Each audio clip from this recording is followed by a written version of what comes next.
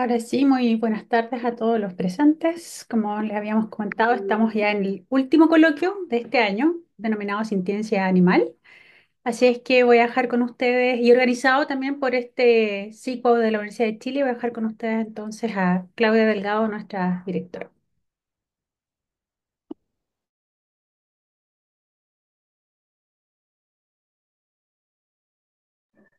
Bueno, hola a todos y todas. Les damos la bienvenida al 13º coloquio organizado por el Comité Institucional de Cuidado y Uso de Animales, CICUAU Chile.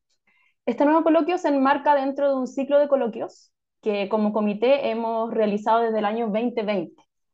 En esta nueva oportunidad, el tema que hablaremos será sobre sintiencia animal, para lo que contaremos con las presentaciones de la doctora Daniela Luna y la abogada Javiera Farga. La primera presentación está a cargo de la doctora Luna. Ella es médico veterinaria, doctora en ciencias silvagropecuarias y veterinarias de la Universidad de Chile, postdoctorado en cognición y bienestar animal de la Pontificia Universidad Católica de Chile, y actualmente ella es profesora asistente de la Facultad de Ciencias Veterinarias y Pecuarias de la Universidad de Chile e investigadora en bienestar animal y etología aplicada, con énfasis en especies productivas. El título de su presentación es El reconocimiento de la sintiencia animal eh, como base para el bienestar. La segunda presentación está a cargo de Javiera Farga. Ella es abogada de la Universidad de Chile y candidata a magíster en filosofía de la misma universidad. Es profesora del Diplomado de Derecho Ambiental Especial de la misma facultad, de la Facultad de Derecho, perdón, de la misma universidad, y profesora del curso de formación general Animales y Sociedad, también de la Universidad de Chile. Además, es directora de la revista chilena Derecho Animal y su presentación lleva el título de Sintiencia en la legislación, desafíos éticos y jurídicos. Les recordamos a todos que deben mantener sus micrófonos apagados y que las preguntas las deben dejar en el chat, las que se responderán una vez que terminen las charlas. Les agradecemos a ambas expositoras por acompañarnos hoy y le damos la bienvenida a la doctora Luna. Muchas gracias, Claudia, por la presentación y a la vicerrectoría, ¿no es cierto?, por la invitación. ¿Me escuchan bien, cierto? Me parece Sí, que sí. Daniela. Sí, Se perfecto. escucha bien. Súper. Bueno, entonces yo hoy día, como les comentaba Claudia, vamos a conversar un poquito sobre la sintiencia animal como una base para el bienestar animal. Y para aperturar esta charla el día de hoy, quise traer a colación, ¿no es cierto?, esta frase del profesor Donald Bloom, que dice, la idea de que los animales utilizados por las personas no deben ser tratados como posesiones inanimadas y deben de estar protegidos de acciones que puedan causar sufrimiento es muy antigua y está muy extendida en la sociedad humana. Y para respaldar esta cita del profesor Bloom, quiero mostrarles, ¿no es cierto?, uno de los estudios más recientes que ha recopilado, ¿no es cierto?, la percepción que tiene, ¿no es cierto?, la sociedad sobre algunos aspectos importantes del bienestar animal. Este es un estudio que se hizo hace muy poco, donde se entrevistaron 4.300 personas de 14 países distintos culturalmente, económicamente, políticamente, entre ellos Chile, por supuesto.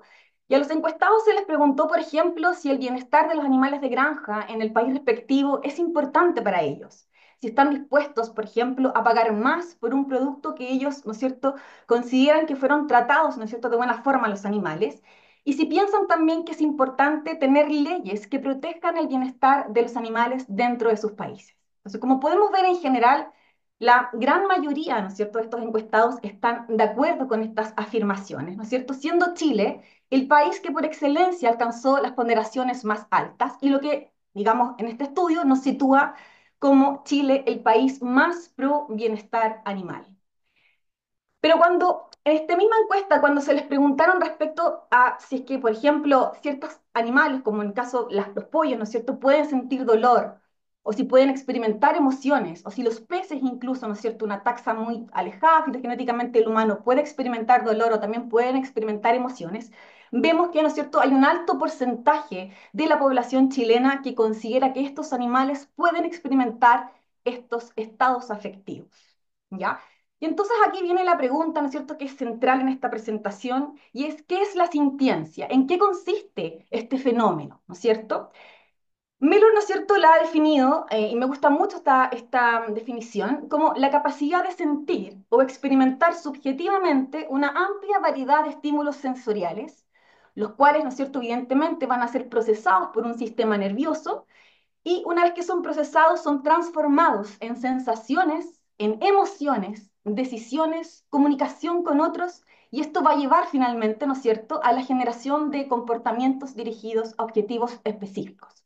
¿Ya? Y para complementar un poco esta definición, Jonathan Birch, que es un investigador que ha trabajado durante mucho tiempo en el área de la sintiencia animal, ¿ya? Nos dice que la sintiencia, ¿no es cierto?, al ser la capacidad de experimentar subjetivamente, implica necesariamente la conciencia, ¿ya? En el sentido más básico, en primer lugar. Segundo, podemos ver en esta definición también que la sintiencia no se limita exclusivamente al sufrimiento o al dolor o al placer, sino que también, ¿no es cierto?, podemos encontrar en esta definición aspectos que están relacionados con la cognición, es decir, cómo los individuos adquieren la información, procesan la información y responden, ¿no es cierto?, a los estímulos que el ambiente continuamente les está presentando, ¿ya? Y finalmente, ¿no es cierto?, Birch nos menciona que experimentar emociones no implica necesariamente que el animal en este caso sea capaz de reflexionar sobre sus emociones ni comprender, ¿no es cierto?, los estados afectivos del otro. Por lo tanto, ahora viene la pregunta, ¿qué criterios entonces hacen a un animal sintiente? ¿Ya? Y existen actualmente, se ha llegado a un consenso de que existen 5 grandes criterios. El primero, ¿no es cierto?, es que el animal tenga la capacidad de conciencia, es decir, que sea consciente de sí mismo y de lo que ocurre, ¿no es cierto?, a su alrededor. En segundo lugar, ¿no es cierto?, debe tener esta capacidad de experimentar estados afectivos tanto positivos, ¿no es cierto?, pero también estados afectivos negativos, como por ejemplo el dolor, el aburrimiento, el miedo, ¿ya? Y también involucran 3 aspectos cognitivos importantes. Debe ser capaz de tomar decisiones basadas en la información disponible en el ambiente en el que se encuentra y a partir de su propio estado subjetivo. Debe tener la capacidad de memoria y aprendizaje, es decir, recordar sus propias acciones y las consecuencias que éstas conllevan. Y finalmente, ¿no es cierto?, el último criterio es que este animal debe ser capaz de formar relaciones, es decir, evaluar las acciones de otros individuos en relación a sí mismo e incluso a terceros. Por lo tanto, hay 3 grandes componentes que nos van a definir entonces la sintiencia. Por un lado, tenemos aspectos asociados a la cognición, aspectos asociados a la emoción o los estados afectivos y aspectos que están relacionados con la conciencia, ¿no es cierto? Y por mucho tiempo, las personas asumen de forma muy equivocada que animales que son de pequeño tamaño, ¿no es cierto? O que tienen cerebros muy pequeños, o que están alejados filogenéticamente del humano, por ejemplo, o que son de sangre fría, o con estructuras cerebrales distintas, como vemos acá en la imagen, ¿no es cierto? No tienen la capacidad de cognición, no tienen la capacidad de emoción, y no son capaces de expresar, ¿no es cierto?, comportamientos complejos como lo haríamos nosotros. ¿Ya? Sin embargo, esto hoy en día es completamente raro, ¿ya? De hecho, por ejemplo, en el caso de los peces, en los vertebrados marinos, ha sido por mucho tiempo muy cuestionada la capacidad de sufrir justamente porque no poseen estructuras responsables del procesamiento de emociones en mamíferos, como por ejemplo la neocorteza. Sin embargo, hoy sabemos que numerosas especies poseen, ¿no es cierto?, áreas homólogas y análogas, ¿no es cierto?, que se utilizan para justamente procesar las emociones más complejas, ¿no es cierto? Sin ir más lejos, ¿no es cierto?, por mucho tiempo las aves, ¿no es cierto?, sabemos que no tienen neocorteza, pero aún así, pese a no tener, ¿no es cierto?, esta neocorteza, se les ha otorgado una protección legal y una protección para su bienestar. Por lo tanto, independientemente del tamaño o de la estructura cerebral, existen hoy en día muchas especies animales que tienen habilidades cognitivas complejas y sorprendentes, como por ejemplo memoria espacial, habilidades numéricas, uso de herramientas y reconocimiento de compañeros y cooperación con ellos, que es lo que ahora les voy a mostrar un poco más. Por ejemplo, no sé si han escuchado, pero existe dentro de la naturaleza un animal que se conoce como el pez arquero, ¿no es cierto? Este es un animal que tiene una capacidad sorprendente, hace cálculos mentales bastante complejos. Como vamos a ver, su estrategia de caza consiste en derribar insectos, ¿no es cierto?, a través de chorros de agua, ¿no es cierto?, que va liberando. Y este animal calcula exactamente la cantidad de agua y la distancia a la cual debe lanzar el agua para poder, ¿no es cierto?, atrapar a su presa, como podemos ver, ¿no es cierto?, en el siguiente video.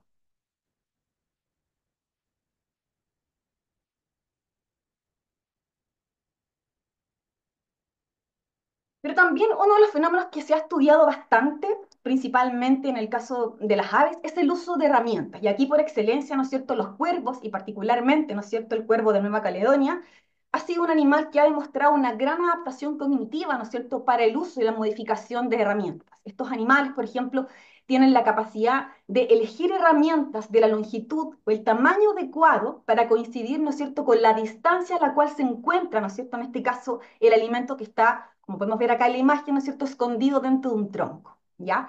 Pero además de elegir, pueden fabricar, ¿no es cierto?, estos elementos, no solamente en la naturaleza, como lo harían normalmente, sino que también en ambientes que son en cautiverio. También tienen la capacidad de modificar herramientas antes de usarlas o durante su uso, e incluso se habla mucho también hoy en día de que realizan tareas usando metaherramientas, es decir, utilizan herramientas para fabricar otras herramientas que les va a permitir finalmente conseguir el alimento. Y además, ¿no es cierto?, otra interesante capacidad que tienen los animales es lo que se conoce como la cooperación interespecífica, ¿no es cierto? Y acá, ¿no es cierto?, una de las especies que por excelencia ha brillado en este ámbito ha sido el Labroides lineatus, ¿no es cierto?, que son estos pequeños peces que ustedes ven acá en las imágenes, conocidos como los peces limpiadores, ¿no es cierto?, que en el caso de los ambientes marinos, en los arrecifes de corales, estos animales lo que realizan, ¿no es cierto?, es limpiar muchas veces, ¿no es cierto?, el tegumento de los peces, retiran detritus, retiran parásitos. Entonces existen, ¿no es cierto?, estas estaciones de limpieza donde se encuentran estos peces, donde muchas veces llegan otros peces, considerados peces clientes, como vemos acá en la imagen, y se ha visto incluso que existen peces clientes que viajan a estaciones específicas para solamente encontrarse con su labroides preferido que va a realizar, ¿no es cierto?, estas tareas, ¿no es cierto?, de limpieza. Es decir, a tal condición ha llegado la capacidad cognitiva que tienen los animales, ¿no es cierto?, de diferentes taxas. Pero ahora cuando tenemos que vincular, ¿no es cierto?, dos conceptos sumamente importantes como la sintiencia, ¿no es cierto?, y el bienestar animal, es importante mencionar que para muchos científicos incluso el bienestar animal solamente importa si es que ese animal es sintiente y particularmente si es que puede experimentar dolor. Por lo tanto, es indiscutible que el dolor es un eje central para poder determinar si un individuo, si un animal merece consideración moral y de hecho de eso va a depender finalmente el trato y el uso que le damos a los animales, ¿ya? Ahora, históricamente, si hacemos un recuento de los estudios que han abordado la sintiencia, vamos a encontrar que la mayoría de los estudios se han centrado principalmente en abordar los estados negativos de los animales. Ahora, que se centren en los estados negativos no implica que otros aspectos que son también relevantes para la sintiencia sean menos importantes. Pero lo que sí es claro, ¿no es cierto?, es que estados negativos como el dolor, ¿no es cierto?, el estrés o la angustia, ¿no es cierto?, son de gran relevancia hoy en día para poder generar una política orientada a mejorar las condiciones en las cuales son mantenidos los animales, una política orientada al bienestar animal. Es así como hoy en día en numerosos países, por ejemplo en la Unión Europea, dentro de la Constitución ya los animales han cambiado, ¿no es cierto?, su categoría y ahora son considerados animales sintientes. De hecho, sin ir más lejos, existe hoy en día una ley de bienestar animal de sintiencia en el Reino Unido que fue justamente promulgada en el año 2022, donde considera que todos los vertebrados y algunos invertebrados poseen esta consideración tan importante, lo cual finalmente va a permitir que puedan ser protegidos desde el punto de vista del bienestar animal. Pero entonces, ahora te viene la pregunta, ¿y cómo podemos saber si es que un animal realmente siente dolor? ¿No es cierto? Y para poder responder esa pregunta, lo primero que tenemos que hacer es tener una claridad y diferenciar dos conceptos, el dolor de la nocicepción, ¿ya? El dolor es una condición, es una respuesta que está presente en todos los animales, ¿ya? Entendámoslo de esa forma. Es una respuesta refleja frente a un estímulo que puede ser potencialmente dañino y el animal responde inconscientemente mediante la retirada instantánea. Por ejemplo, si ustedes aproximan su mano, ¿no es cierto?, a una estufa que emite una fuerte cantidad de calor, automáticamente la respuesta nociceptiva va a ser alejar la mano de esa fuente de estímulo dañino, ¿ya? Ahora, la nocicepción, a diferencia del dolor, se limita a centros cerebrales inferiores, incluido, por supuesto, la médula espinal, y ocurre, ¿no es cierto?, antes de que estos impulsos nerviosos puedan llegar al cerebro, ¿ok? Y por otro lado tenemos el dolor, que como definición es una experiencia sensorial, por un lado, y decir que es una experiencia sensorial quiere decir que implica acá la nocicepción, es parte de la definición de dolor, pero además, y aquí viene lo importante, es que el dolor es una experiencia emocional que es subjetiva y aversiva, ¿ya? Que puede ser causada, ¿no es cierto?, por una lesión a los tejidos del organismo, ya sea real o potencial. Y entonces aquí viene el desafío. ¿Cómo medimos directamente entonces una experiencia que es tan subjetiva y que es tan privada como el dolor? Y como ustedes saben, ¿no es cierto? En el caso de los humanos, nosotros tenemos esta capacidad de poder verbalizar o autorreportar nuestros estados afectivos. Por ejemplo, las clásicas escalas, ¿no es cierto?, de expresiones faciales que se ocupan mucho en la clínica para poder establecer cuál es la intensidad de dolor que el paciente está experimentando. Pero ¿qué pasa con los animales? Porque los animales no tienen esta capacidad de poder autorreportar sus estados internos. Entonces acá es importante, ¿no es cierto?, recurrir a la evaluación en base a la evidencia de dos componentes. Una evidencia orientada a los aspectos neurobiológicos de ese individuo y dos, una experiencia, perdón, y una orientada, ¿no es cierto?, a la respuesta conductual que debe ser consistente, ¿no es cierto?, con una experiencia de dolor. Por lo tanto, hoy en día, como base para establecer si un animal, ¿no es cierto?, experimenta o no dolor, debe primero, ¿no es cierto?, contar con un sistema nervioso que respalde, ¿no es cierto?, el dolor, ¿ya? O animales, ¿no es cierto?, que cuenten con un sistema que desde el punto de vista neuroanatómico cumplan funciones similares a las que realizaría, ¿no es cierto?, un mamífero. Y por otro lado, ese individuo tiene que expresar comportamientos que potencialmente debiesen manifestarse cuando se está experimentando una condición dolorosa. Es así como hoy en día, ¿no es cierto?, hemos llegado a los criterios de sintiencia enfocados en el dolor, ¿ya? Estos criterios, ¿no es cierto?, se clasifican en dos grandes grupos. Primero, ¿no es cierto?, vamos a decir que un animal experimenta dolor cuando la respuesta al dolor se diferencia de los estímulos no dolorosos. Y en segundo lugar, cuando existen cambios motivacionales en ese animal a largo plazo que lo van a proteger, ¿no es cierto?, contra un mayor daño. Acá yo, ¿no es cierto? Ustedes pueden ver cada uno de los diferentes criterios que se utilizan hoy en día para evaluar si un animal experimenta o no dolor. Solamente les voy a mencionar algunos y seguramente me voy a detener en algunos de ellos más adelante, pero, ¿no es cierto? Lo primero y como línea base, para que un animal experimente dolor, ¿no es cierto? Necesita estar dotado, ¿no es cierto?, de esta nocicepción. Debe tener estos receptores nociceptivos capaces de captar, ¿no es cierto?, estas potenciales respuestas dañinas, ¿ya? Y el dolor también debe tener la capacidad de activar respuestas fisiológicas, ¿ya? Por ejemplo, debiese aumentar en algunos individuos la frecuencia cardíaca, la frecuencia respiratoria, ¿no es cierto? Aumentar ciertos marcadores hormonales, como por ejemplo el cortisol. También vamos a hablar como un criterio de dolor que ese animal muestre, ¿no es cierto?, alteraciones en el comportamiento y particularmente de lo que más se habla hoy en día son de los comportamientos autoprotectivos, que el animal muestre, por ejemplo, protección de la herida, que se lama la herida, ¿no es cierto?, que se frote, ¿no es cierto?, o que se acicale. Y por otro lado, también cuando hablamos de los cambios motivacionales, aquí, ¿no es cierto?, el foco ha sido puesto a que el animal tenga la capacidad de automedicarse, ya con analgésicos. Se han hecho pruebas también para poder evaluar esto, que el animal sea capaz, por ejemplo, de pagar un costo para acceder a la analgesia o para evitar un estímulo nocivo. Entonces, si un animal cumple, ¿no es cierto?, con algunos de estos criterios, estamos entonces delante de una especie que es sintiente, ¿no es cierto?, y que tiene la capacidad de experimentar y sentir dolor. Por largo tiempo, ¿no es cierto?, los peces habían quedado fuera de los marcos, ¿no es cierto?, legales de protección de bienestar, pero hoy en día, ¿no es cierto?, estas especies están incorporadas dentro de leyes de protección animal. En el caso de los peces, por ejemplo, sabemos hoy en día que estos animales tienen una gran cantidad de nociceptores, ¿ya?, con propiedades muy similares a los nociceptores presentes en los mamíferos, ¿ya? Estos receptores que captan estos estímulos nocivos se encuentran principalmente en el área de la cara, acá en el rostro, en la cabeza del animal, y sabemos que responden, ¿no es cierto?, a presión mecánica, a cambios de temperatura, e incluso, ¿no es cierto?, a elementos nocivos como ácido acético. Y hace un tiempo se hizo un estudio justamente en peces donde se les administró una sustancia nociva, en este caso se le administró, por ejemplo, una especie de ácido o veneno de abeja que comúnmente se han utilizado en experimentos en humanos y en primates para probar justamente la presencia de dolor, ¿ya? Y lo que se observó en estos animales es que tuvieron cambios fisiológicos y cambios conductuales. Dentro de los cambios fisiológicos mostraron, por ejemplo, un aumento en la frecuencia de los latidos operculares, ya que podría ser un símil del aumento en la frecuencia respiratoria en un mamífero.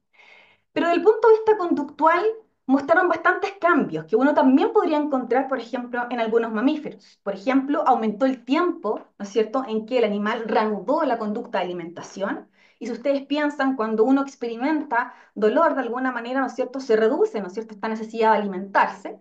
Y aquí viene lo interesante, es que estos animales además mostraron ciertas conductas, además de, ¿no es cierto?, una disminución en la actividad del nado normal, mostraron, por ejemplo, un balanceo, ¿ya? Un balanceo que en primates se ha descrito que está muy asociado, ¿no es cierto?, a comportamientos de consuelo.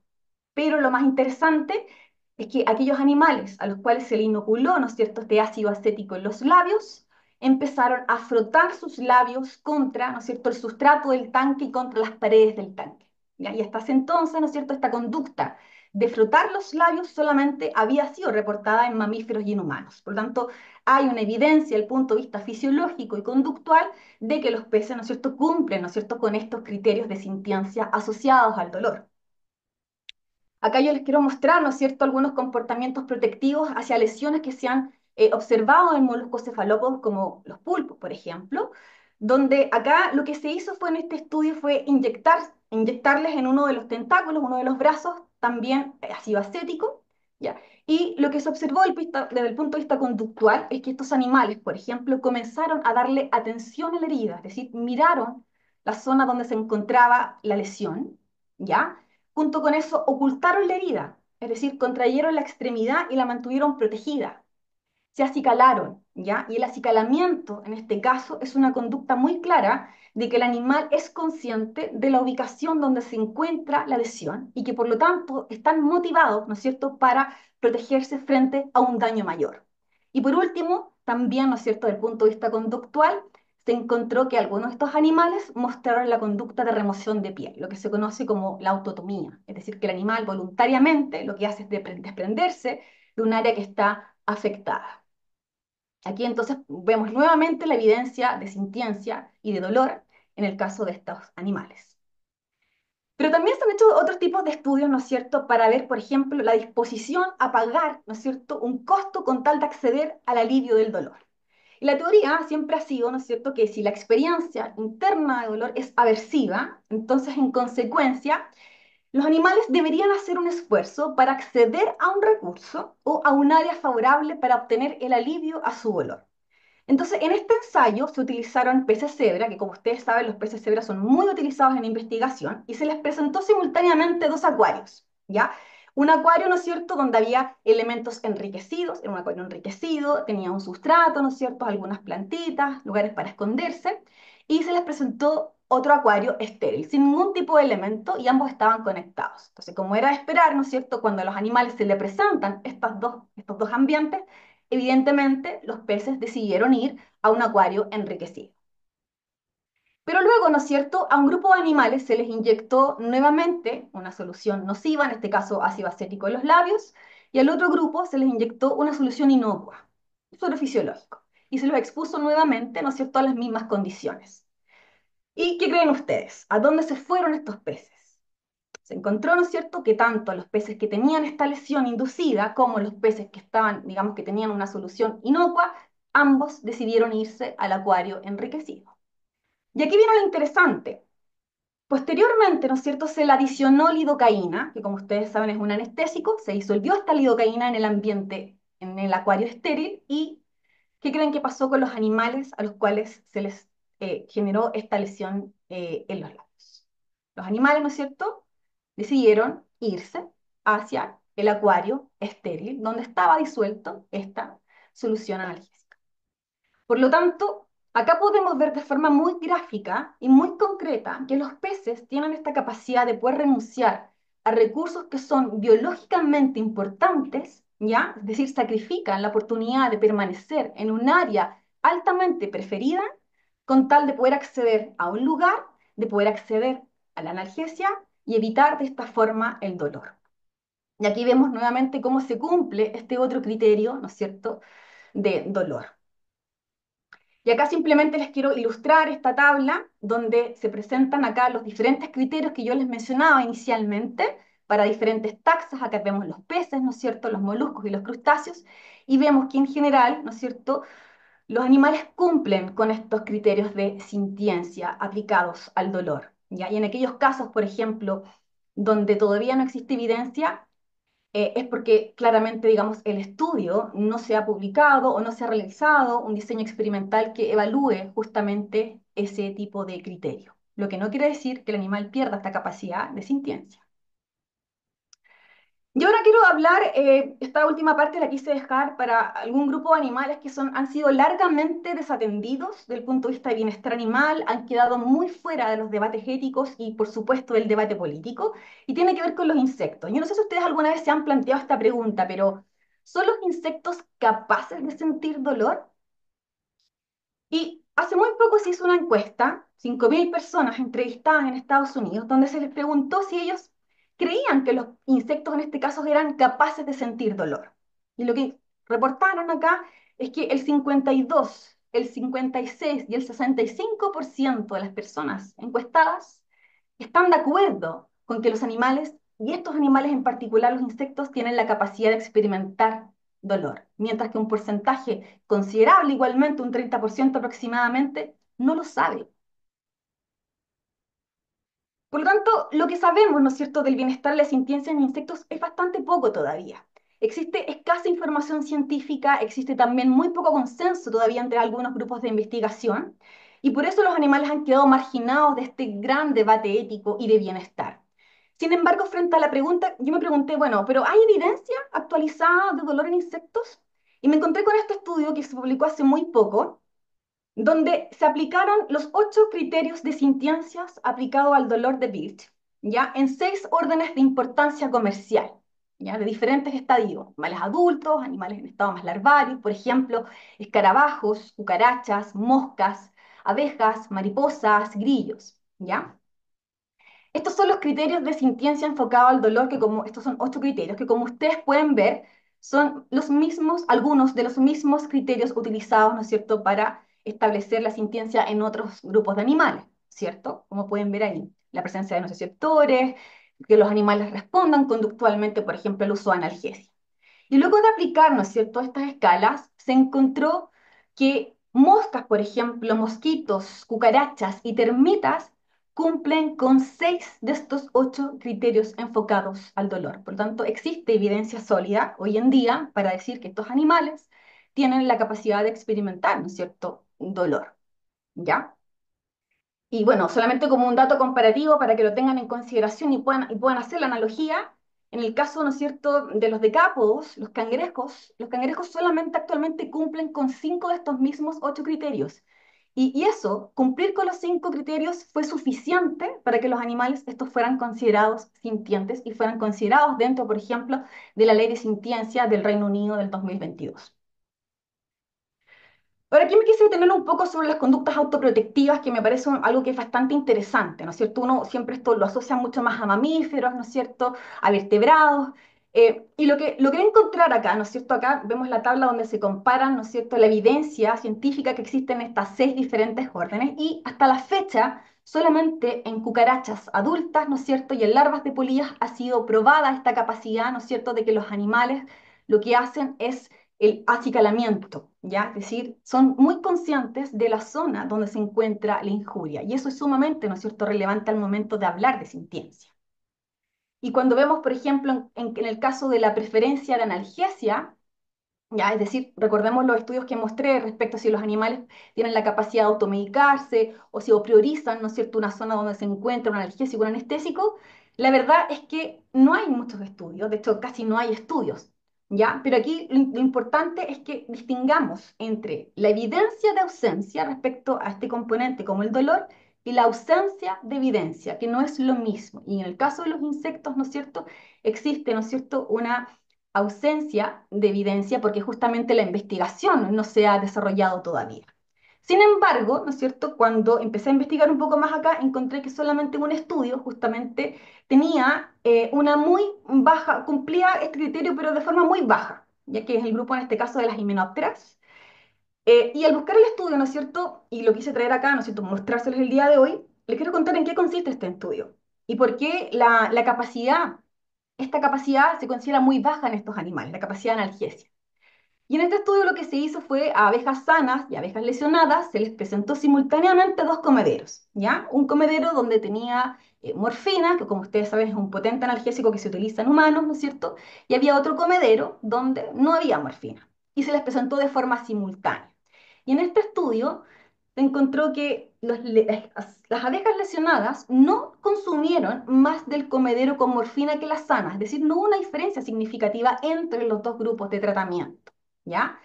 Sin embargo, acá, luego de un análisis, muchos autores han mencionado, ¿no es cierto?, que posiblemente acá pueda haber, ¿no es cierto?, algunas deficiencias en el diseño experimental al momento de montar este estudio, ¿no es cierto?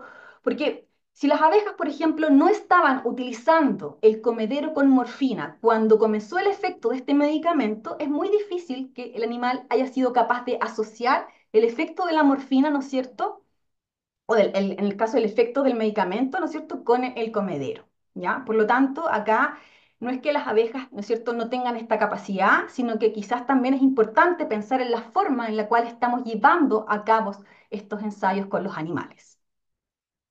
Ahora, ¿por qué es importante hablar de bienestar y por qué yo hoy día quise hablar un poco de sintiencia en insectos o por qué les quiero comentar esto en el fondo? Es porque hoy en día en la Unión Europea, por si no lo saben, los insectos son considerados y catalogados como animales de granja. Ya se utilizan, son trillones la cantidad de animales que se utilizan para consumo humano y trillones de animales que también se utilizan para elaborar, ¿no es cierto?, el alimento de nuestros animales, ya sea en el ámbito de la acuicultura, se utilizan también para elaborar los piensos en el caso de las aves, los cerdos de los sistemas de producción intensiva. Incluso hoy en día hemos visto, y estoy seguro que ustedes lo han visto también, existen snacks para mascota en base a insectos, ¿ya?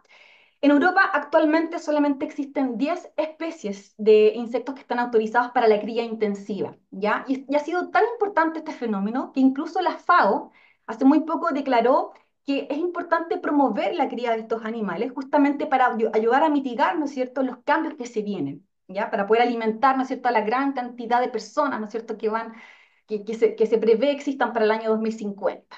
¿Ya? Y por lo tanto, para muchos, la producción de insectos, la cría intensiva de insectos puede ser una muy buena alternativa sostenible para alimentar personas y para alimentar animales, debido al alto valor nutritivo que tienen los insectos. Ya tienen un alto contenido en proteínas, son súper baratos de criar y además si los comparamos, por ejemplo, con el ganado, emiten, ¿no es cierto?, menos gases de efecto invernadero. Por lo tanto, desde el punto de vista ético, ¿no es cierto?, es importante determinar si estos animales sienten o experimentan dolor en alguna de esas formas. Tanto es así, ¿no es cierto?, que recientemente, en el año 2023, se publicó justamente una declaración de sintiencia y bienestar enfocado en insectos, la cual fue firmada, ¿no es cierto?, por muchos científicos, entre esos Jonathan, que les mencionaba, que apoyan de alguna forma esta capacidad presente incluso en estas taxas tan alejadas del humano. ¿Ya? Ahora, si se preguntan si existe algo respecto a esto, la verdad es que no existen actualmente pautas de bienestar orientadas a la crianza de estos animales o al sacrificio. Sin embargo, sí se han publicado algunas prácticas muy concretas y súper específicas para el bienestar, ya que se pueden implementar utilizando básicamente indicadores basados en evidencia a partir de otras especies, como por ejemplo moscas de soldado negra, grillos y otros. Y hasta el momento, digamos, el único dominio de bienestar animal que ha sido abordado y que está publicado, ¿no es cierto?, es justamente el dominio de la nutrición de estos animales. Y sin duda, ¿no es cierto?, hay muchos investigadores y gente de la sociedad, ¿no es cierto?, que tiene muchas preocupaciones respecto al bienestar de estos animales, ¿no es cierto? Por ejemplo, es importante determinar seguramente en un futuro cuáles van a ser los mejores métodos de sacrificio.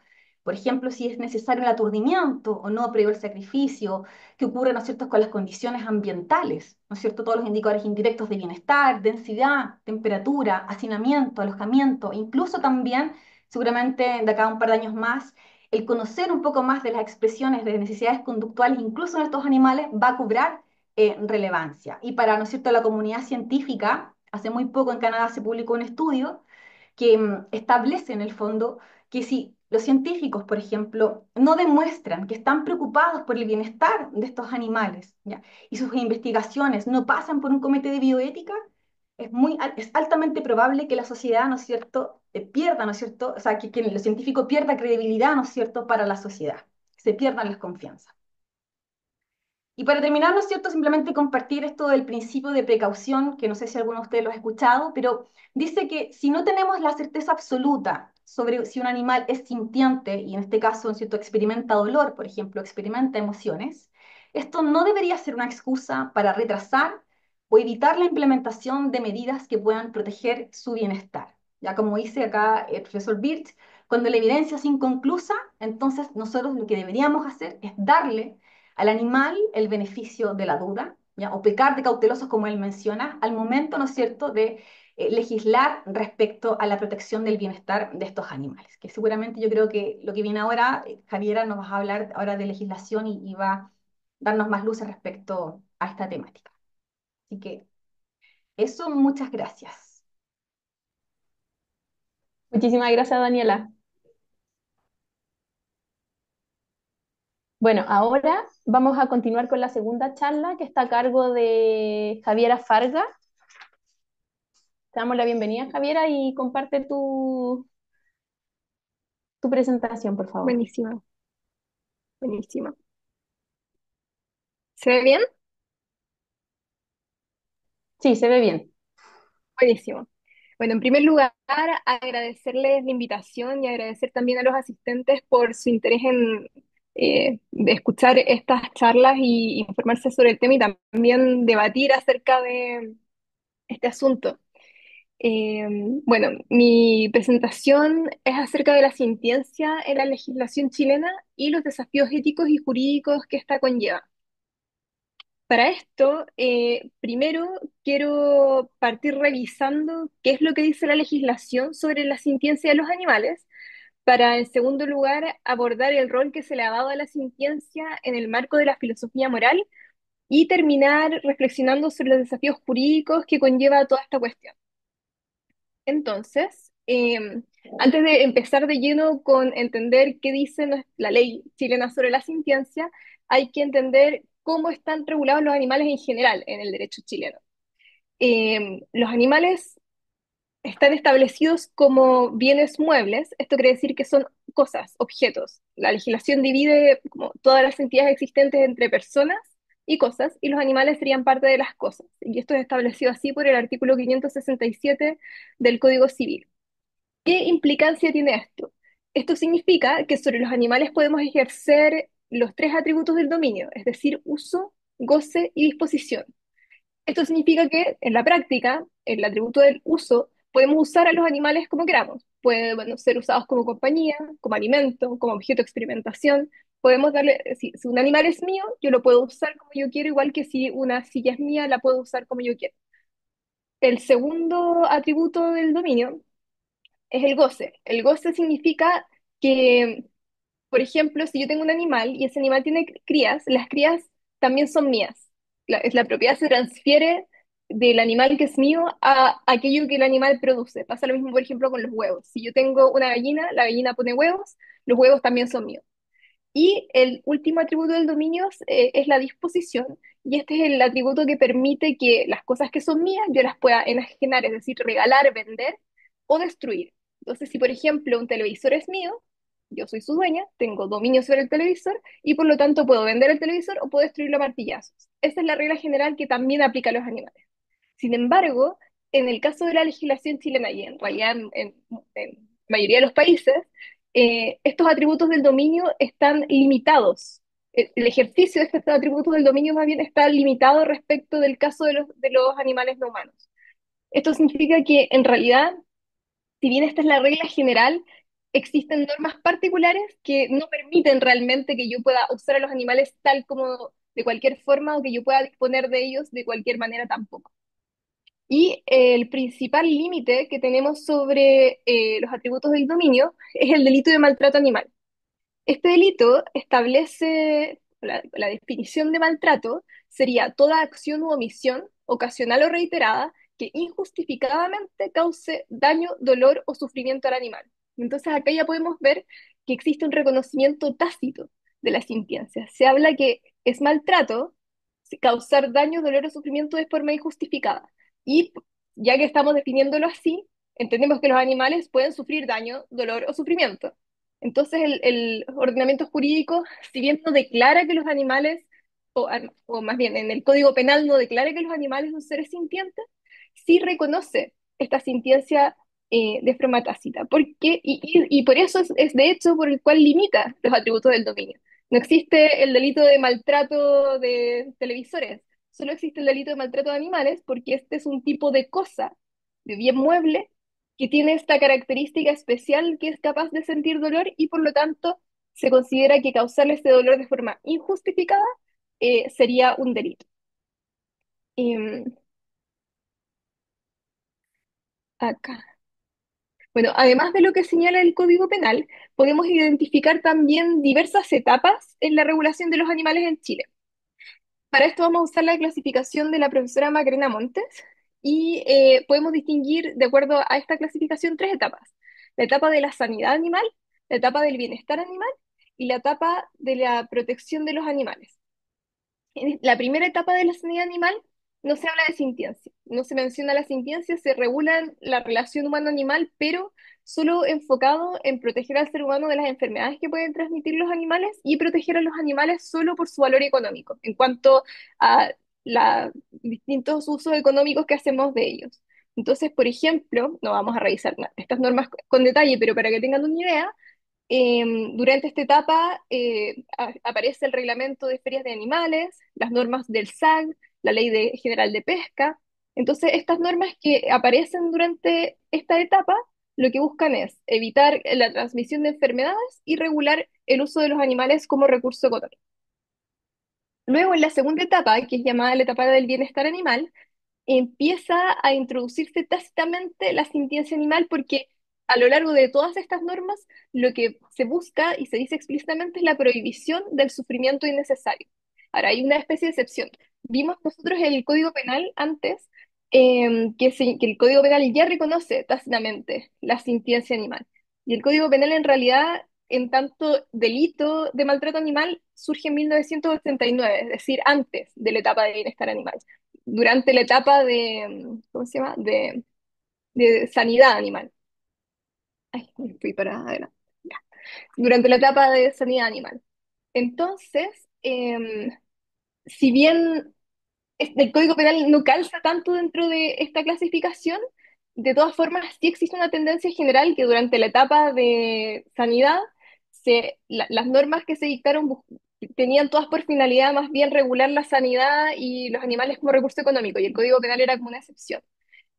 Pero acá, a partir de la etapa del bienestar animal, la mayoría de las normas que surgen buscan proteger a los animales y evitarles el sufrimiento innecesario. Ejemplos de estas normas que surgen en esta etapa son la ley de carnes, la ley general de transporte de ganado, perdón, el reglamento general de transporte de ganado, la ley de caza, por ejemplo. Em, y por último, está la cuarta etapa, que es la etapa de protección de los animales, en el cual la sintiencia se reconoce ya de forma explícita. Y esto ocurre en esta primera ley que quiero que veamos como con un poquito más de detalle, que es la Ley de Protección Animal, la Ley 20.380. En esta ley, en su artículo 2, a propósito de incluir a los animales en el proceso educativo, se los reconoce por primera vez como seres sensibles, dice. El proceso educativo en sus niveles básico y medio deberá inculcar el sentido de respeto y protección a los animales como seres vivientes y sensibles que forman parte de la naturaleza. Acá hay un par de puntos. Dice sensibles, no dice sintientes. Esto es porque para efectos de la ley se entiende que es lo mismo. La palabra sintiente en realidad es un anglicismo que viene del inglés sentient, pero para efectos de cómo se ha interpretado esto, significa lo mismo, capacidad de sentir. Em, y lo interesante es que esto no es una declaración de estatus jurídico. ¿Qué quiere decir esto? Lo que se está diciendo no es los animales dejan de ser cosas y pasan a ser seres sintientes como una categoría intermedia entre persona y cosa, sino que lo que establece este artículo 2 de la Ley de Protección Animal es que en el proceso educativo hay que inculcar este respeto y entender a los animales como seres sensibles. Entonces, lo que hace esta declaración es que reconoce la sintiencia como una realidad científica, no como una categoría jurídica. Pero de todas formas es un paso muy importante dentro de la legislación porque es la primera vez y la única vez que se establece de forma explícita esta capacidad de sentir. Em, bueno, y la aplicación de esto en las normas que regulan la experimentación. Bueno, para empezar, la experimentación es regulada en tan solo 5 artículos de la Ley de Protección Animal, no tiene una regulación muy extensa. Y básicamente, dentro de esto, lo más importante es que se establece que al hacer estos experimentos hay que evitar al máximo su padecimiento. Porque se habla de evitar al máximo su padecimiento, porque se reconoce, nuevamente de forma tácita, que los animales pueden sufrir, pueden padecer. Eh, y también establece la existencia de un comité de bioética animal que tiene que plantear las directrices para poder desarrollar estos experimentos. Y esto nuevamente da cuenta de que los animales no son un bien mueble cualquiera, sino que son un bien mueble que está protegido de esta forma para que no lo podemos usar de cualquier forma, sino solo bajo estas directrices. Y todo esto está dado porque la legislación está reconociendo que los animales pueden sentir. Y bueno, como una actualización, a partir del 27 de enero del próximo año va a empezar a regir la nueva ley que prohíbe la experimentación cosmética, la ley 21.646, que más que regular la experimentación cosmética como un cuerpo normativo cerrado, hace modificaciones a distintos cuerpos normativos, específicamente o con mayor énfasis en el Código Sanitario. Entonces, lo que hace esta, esta esta nueva ley es que prohíbe el uso de animales en estas pruebas de seguridad y eficiencia de productos cosméticos de higiene y de odorización personal, pero no solo del producto final, sino también de todos los ingredientes o combinación de ingredientes. Y no solo prohíbe que se hagan estas pruebas en Chile, sino que también se prohíbe la venta, comercialización, importación e introducción en el mercado nacional de productos que han sido probados en productos cosméticos que han sido probados con animales. Entonces, no solo no permite que esto se realice en Chile, sino que no se permite comercializar ningún producto a partir del 27 de enero de 2025 que haya sido probado con animales. Esta no es una prohibición absoluta, se establecen algunas causales de excepción en el cual el Instituto de Salud Pública sí puede permitir que se hagan pruebas cosméticas en animales. Para esto tienen que darse las siguientes 3 condiciones copulativas. Copulativas quiere decir que las tres tienen que darse al mismo tiempo. En un primer lugar, no tiene que existir un método o estrategia alternativa. En un segundo lugar, los ingredientes tienen que estar sujetos a restricción en su concentración para su uso cosmético, y estos son los ingredientes que están listados por el Instituto de Salud Pública. Y en tercer lugar, el ingrediente tiene que ser usado ampliamente y no puede ser reemplazado por otro. Entonces, solo si sean estas 3 circunstancias, el Instituto de Salud Pública tiene que, mediante una resolución fundada, autorizar estas pruebas con animales. Y bueno, todo esto está dado, toda esta regulación, que sería lo más nuevo que existe, está dada porque reconoce que los animales pueden sentir. Se busca evitar este padecimiento que vimos acá, va, ahí, en el artículo 7 de la Ley de Protección Animal. Em, bueno, esta nueva ley que prohíbe los experimentos cosméticos también establece que la pena en caso de que se incumpla sería la misma pena que el maltrato animal, es decir, subsume la experimentación cosmética con maltrato animal. E incluso agrega un nuevo inciso al artículo que establece el maltrato animal, indicando que las mismas penas de los incisos anteriores se aplicarán si los actos de maltrato, crueldad, experimentación o sufrimiento innecesario con animales vivos se ejecutan para desarrollar actos de investigación, fabricación o comercialización de productos cosméticos de higiene o de odorización personal. Entonces, esto sería como lo más reciente en términos de normas que estarían protegiendo el tema de la sintiencia animal. Bueno, hasta ahora hemos visto cómo la legislación ha reconocido la sintiencia animal de un modo que ha limitado los atributos del dominio en base a esta realidad científica. Pero en realidad nada de esto importa si no creemos que los animales importan moralmente, porque si consideramos que los animales no importan, en realidad da lo mismo lo que establezca la ley y cómo los regule. Em, por eso es que a continuación quiero que revisemos el papel que juega la sintiencia en la filosofía moral, en la ética, y sobre todo cuando tratamos de resolver la pregunta sobre a quién vamos a considerar moralmente. Bueno, esta pregunta nos lleva a entrar a la ética normativa. La ética normativa es una rama de la ética que busca resolver la pregunta cómo actuar de forma correcta. Y para poder responder cómo actuar de forma correcta, cuando yo actúo, mis acciones tienen consecuencias sobre los demás. Pero, ¿quiénes son los demás? ¿A quiénes vamos a considerar al momento de pensar cómo actuar de forma correcta? Y para poder responder a quién considerar, lo que necesitamos es buscar un criterio para establecer a quién vamos a incorporar en este círculo de consideración moral. Entonces acá podemos ver uno de los argumentos más clásicos en ética animal, que es el argumento de superposición de especies, que dice lo siguiente. Señala que estamos buscando un criterio para determinar a quién vamos a considerar moralmente para determinar cómo actuar de forma correcta. Pongamos como ejemplo que el criterio que vamos a elegir es la posesión de capacidades cognitivas complejas. Si decimos solo vamos a considerar moralmente a aquellos que tienen capacidades cognitivas complejas, eso implica que muchos seres humanos estarían dentro del círculo de consideración moral. Sin embargo, habrían algunos animales que también habría que incorporar, por ejemplo, los grandes simios, al menos. Ahí se discute que otros animales podrían estar incluidos, pero para tener una visión conservadora, al menos los grandes simios. Y al mismo tiempo, habrían seres humanos que estarían excluidos de este círculo de consideración moral. Entre ellos, animales bebés, que no, o sea, perdón, seres humanos bebés, que no tienen capacidades cognitivas complejas, pero no solo los bebés, sino también muchos seres humanos con discapacidades cognitivas importantes, que tampoco tienen ni tampoco tienen la potencialidad de desarrollar estas capacidades cognitivas complejas, que serían excluidos, es decir, no los podríamos considerar moralmente. Y bueno, tampoco podríamos considerar moralmente a la gran mayoría de los animales no humanos. Esta es una posición que ha sido considerada inaceptable porque estamos excluyendo a los seres humanos que más protección necesitan.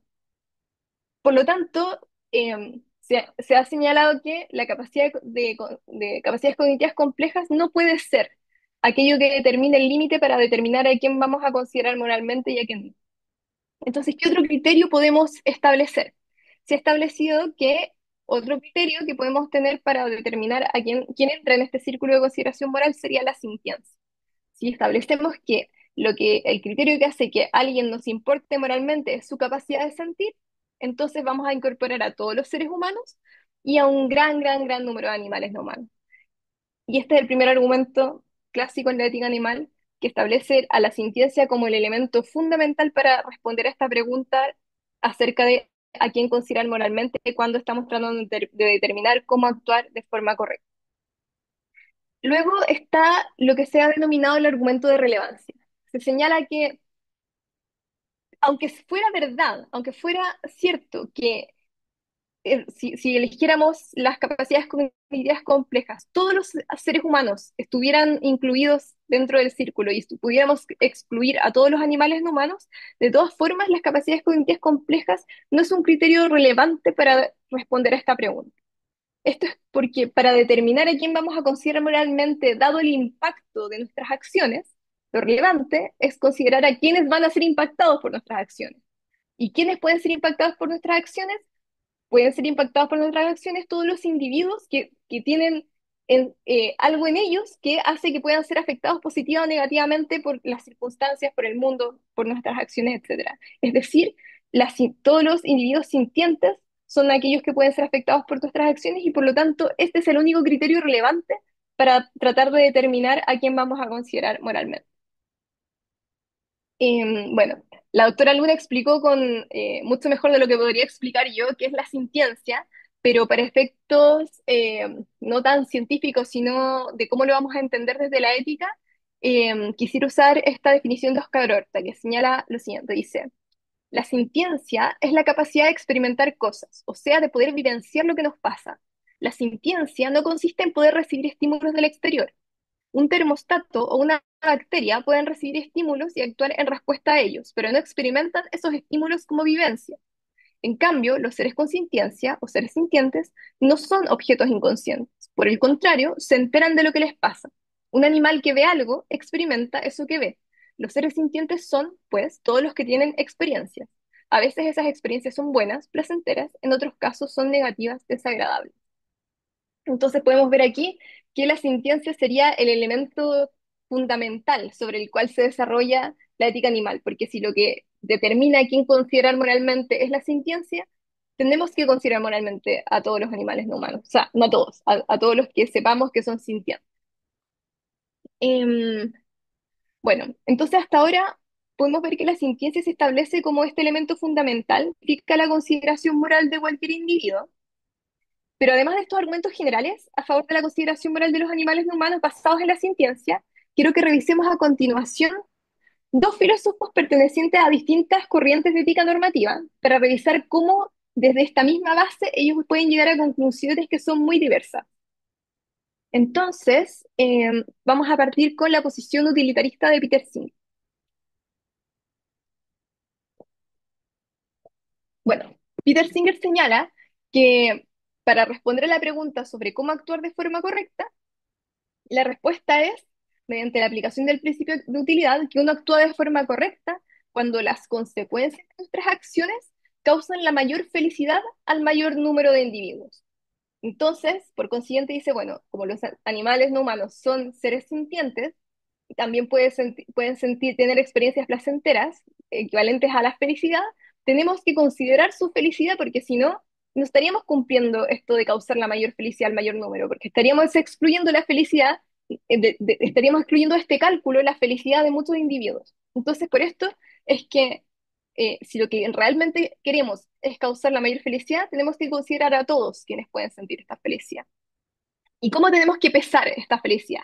Y acá entra lo que denomina el principio de igualdad, que establece que tenemos que tomar en cuenta la felicidad de todos por igual. Es decir, no puede valer más la felicidad del doctor en filosofía que la felicidad del panadero. Todas las felicidades se cuentan por igual.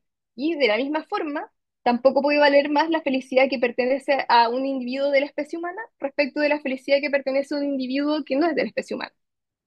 Y no solo la felicidad, sino también el dolor. También tenemos que contar el dolor, porque si lo que queremos causar es la mayor felicidad, hay que como balancear la felicidad que causamos, el dolor que causamos, y que el neto de ambos, la felicidad menos dolor, sea lo máximo, máximo de felicidad.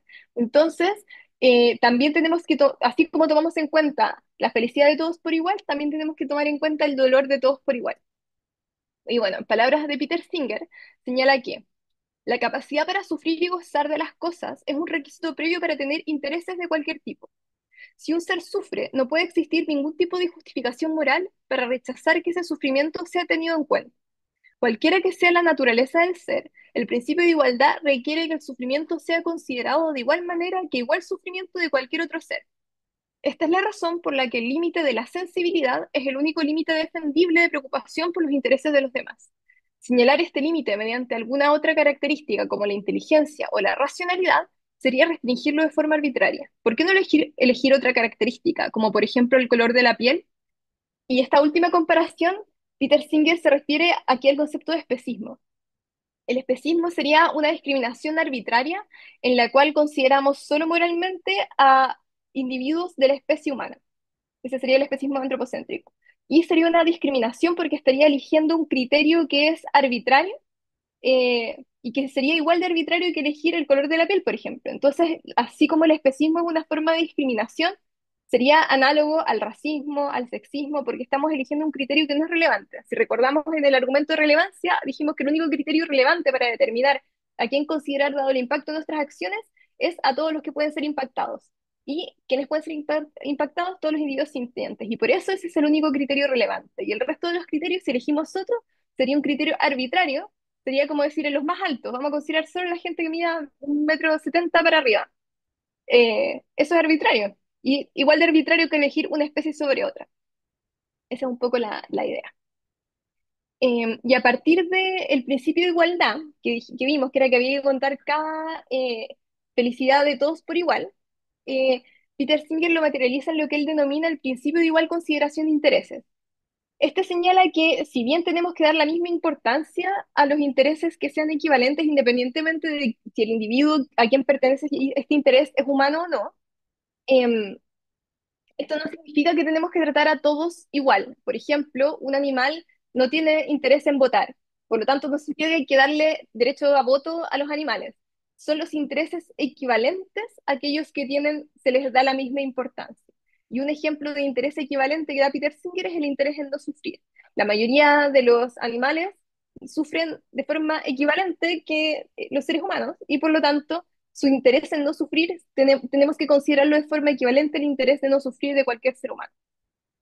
Al mismo tiempo señala que eh, nuestra disposición a tomar en cuenta estos intereses no puede depender de las aptitudes, sino que solo de la capacidad misma de poseer intereses. Esto quiere decir que, como esto es una reformulación del principio de igualdad, esto no quiere decir entonces que vamos a considerar más, con mayor fuerza, los intereses de las personas, no sé, de un CI más alto, y vamos a considerar menos los intereses de las personas con un CI más bajo. Hay que considerar los intereses de todos por igual, independientemente de sus aptitudes. Esa es como la idea. Y así como dentro de los humanos no podemos considerar más a los humanos más inteligentes ni menos a los humanos menos inteligentes, de la misma forma, los animales que son menos inteligentes que los humanos, no los podemos considerar menos en cuanto a los intereses que sean equivalentes. No significa que tengamos que tratar a todos igual, es solo respecto a los intereses equivalentes. Y bueno, acá Peter Singer entonces luego establece una aplicación práctica. Dice, bueno, ¿qué pasa con la experimentación animal? Y acá tenemos que recordar que la forma en que Peter Singer responde a la pregunta de cómo actuar de forma correcta, él dice que lo que hay que hacer es causar la mayor felicidad al mayor número. Entonces lo que hace Peter Singer acá es que dice que respecto a la experimentación animal hay que determinar en cada caso si esta experimentación causaría la mayor felicidad al mayor número. Es decir, el sufrimiento causado por los animales se vería compensado por una mayor felicidad respecto a la comunidad general. Y la respuesta que él da es que la mayoría de los experimentos, especialmente experimentos cosméticos, experimentos que se realizan como forma, no sé, de hacer una tesis de pregrado que en realidad no busca aportar de forma significativa a la cura de ninguna enfermedad, esos experimentos causan mayor dolor que felicidad general y por lo tanto deberían estar prohibidos. Pero señala que si es que existiera un experimento que efectivamente pudiera causar, no sé, la cura del cáncer, ese experimento sí estaría justificado y que porque la felicidad que causaría sería mayor al sufrimiento que causó. Pero señala que sin ser especista, esto también aplicaría si es que el individuo sobre el cual se está experimentando no es un animal, sino que es un ser humano. Así como es legítimo para causar la mayor felicidad experimentar con animales, también sería legítimo para causar la mayor felicidad experimentar con seres humanos, eh, si es que su sufrimiento sería equivalente. Esa es un poco la posición de Peter Singer. Entonces, llama un poco a la calma. Dice, bueno, si están dispuestos a hacer este experimento porque creen que en verdad va a curar el cáncer, también tienen que estar como ideológicamente, éticamente, tan convencidos de que este experimento va a curar el cáncer que también lo haríamos sobre seres humanos, porque estamos muy convencidos que va a causar la mayor felicidad. Esa es un poco la idea. Otro, Otra perspectiva muy distinta a la de Peter Singer es la posición de derechos morales que establece Tom Regan. Esta posición señala que lo que importa no son las consecuencias de nuestras acciones, sino que lo que importa es determinar quién tiene derechos, y los derechos superarían la felicidad del grupo. Entonces lo que hace Tom Regan es que se pregunta, ¿tienen los animales derechos morales? Para poder responder esta pregunta, él dice, bueno, yo estoy convencido de que los seres humanos sí tienen derechos morales. Para poder saber si los animales tienen también, lo que tengo que hacer es determinar en qué se fundamentan los derechos morales de los animales no humanos, o sea, de los seres humanos, y determinar si este fundamento sería también aplicable a los animales no humanos. Y entonces Tom Regan señala que los derechos morales de los seres humanos existen porque consideramos que los seres humanos tienen valor inherente. Y luego dice, bueno, pero ¿por qué consideramos que los seres humanos tienen valor inherente? Dice, bueno, consideramos que los seres humanos tienen este valor inherente porque los seres humanos son sujetos de una vida. Y Tom Regan define sujetos de una vida de la siguiente forma, dice, los sujetos de una vida tienen creencias y deseos, percepción, memoria y sentido del futuro, incluido su propio futuro. Una vida emocional junto con sentimientos de placer y dolor, preferencias e intereses de bienestar. La capacidad de iniciar acciones en pos de sus deseos y objetivos. Una identidad psicofísica a lo largo del tiempo. Entonces lo que hace Tom Regan es decir, bueno, muchos animales no humanos cumplen esto, son sujetos de una vida. Y él al comienzo habla de mamíferos y aves, y bueno, después a lo largo del tiempo ha ido agregando otros animales. Pero lo importante es que dice que ya, muchos animales son sujetos de una vida, por lo tanto estos animales tienen valor inherente y por lo tanto tenemos que reconocer que tienen derechos morales. ¿Y qué significa para Tom Regan en la práctica que los animales tengan derechos morales aplicado a este tema, para hacer la comparación con Peter Singer, al tema de la experimentación? Tom Regan señala que tener un derecho, él hace esta analogía con un juego de cartas en inglés, pero dice que para tener un derecho es como tener un joker. Dice que cuando en la sociedad hablamos de cómo actuar de forma correcta, se pueden dar muchas consideraciones. Podemos decir, hagamos esto porque esto genera el mayor bien a todo el mundo. Pero si aquello que hay que hacer para generar este mayor bien implica violar el derecho de alguien, el derecho de alguien es como un comodín, siempre va a ganar frente a las demás consideraciones. Entonces, si, por ejemplo, a mí me toman en contra de mi voluntad y hacen experimentos conmigo y como que estamos seguros de que eso va a influir, vamos a lograr la cura del cáncer, eso no se puede hacer porque estaría yendo en contra de mi derecho a la integridad física. Entonces da lo mismo que esa acción generara la mayor felicidad. Mi derecho moral va a ser un comodín que va a ganar siempre ante todas las demás consideraciones que se puedan dar en la sociedad. También señala que un derecho moral es como un signo pare. Dice que es como una especie de burbuja de protección, que es un límite de cosas que no te pueden hacer. Entonces, para Tom Regan, la experimentación animal de aquellos animales que considera sujetos de una vida estaría totalmente prohibida, a diferencia de Peter Singer, que sí permite ponderar el sufrimiento de los animales con el bienestar o la felicidad total que se espera causar con los experimentos. Entonces, considero que es como interesante ver cómo a partir de una misma posición basada en la ciencia, estos dos autores llegan a conclusiones distintas.